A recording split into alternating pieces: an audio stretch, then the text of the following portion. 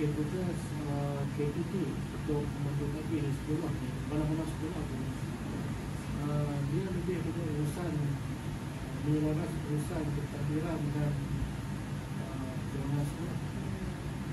Dan urusan pentadbiran ni dia kita lagi nak dari lihat pangkat cikgu-cikgu, lihat pangkat DKP, lepas tu pencen cikgu-cikgu, dan segala urusan pentadbiran lah. Dan sebab skop kerja tugas kita ni memang murah lah. Saya juga membantu ketua jabatan dalam menguruskan materi. Seterusnya, bagaimanakah pihak Tuan menguruskan hal ewan kewangan sekolah termasuk bajet tahunan dan pembelajaran? Okey, untuk kewangan sekolah, kita ada buat ABM, anggaran belajar mengurus.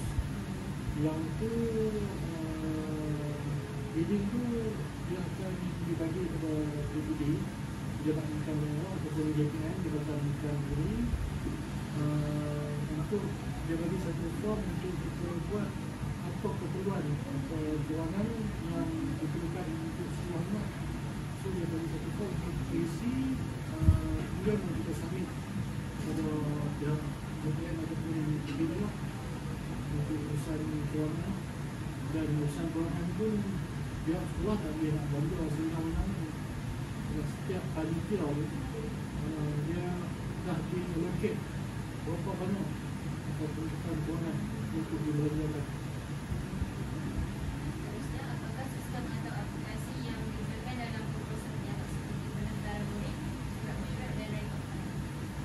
Okey, untuk penentara murid, kita ada satu sistem yang dipanggil BPD kan, aplikasi pangkalan data murid. Yang tu saya akan membantu menyuruhkan hal-hal murid dalam membuat daftaran murid yang baru masuk untuk bawah satu ataupun bentuk patulah ataupun pindah masuk ke sekolah.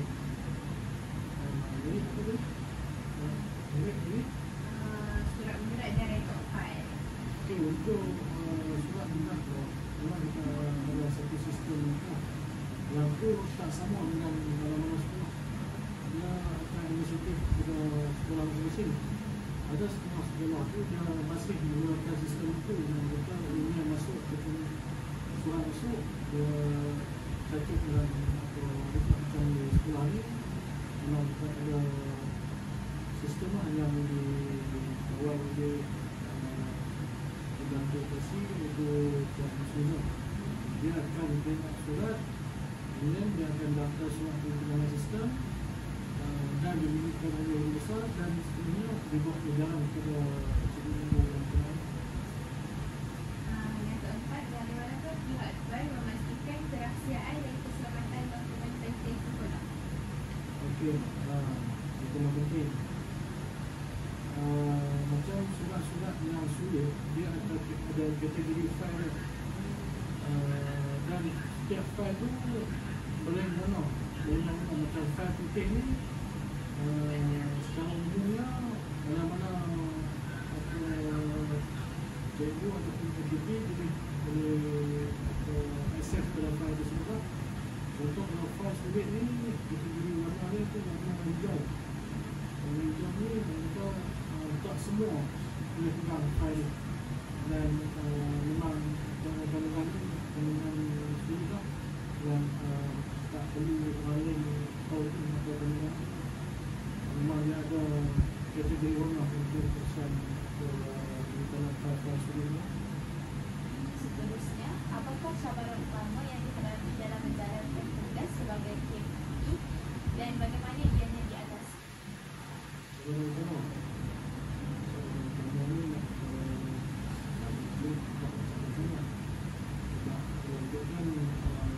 Dari segi keperluan kejawatan untuk sekolah ni, memang ada 8 BPM untuk membantu murid. 7 5 BPM Dua BM dengan satu bank operasi dan satu lagi selalu yang uruskan hal-hal kewangan. So dari segi cabaran tu saya ingat kadang-kadang sebab bahagian tugas tu memang dah tahu seperti kerja masing-masing. Lepas tu dari segi kewangan pun ada sebab memang dah ada dialokasikan mobil tu rujukan daripada rujukan ataupun LPD turun terus memang tak ada masalah. So dari segi cabaran ada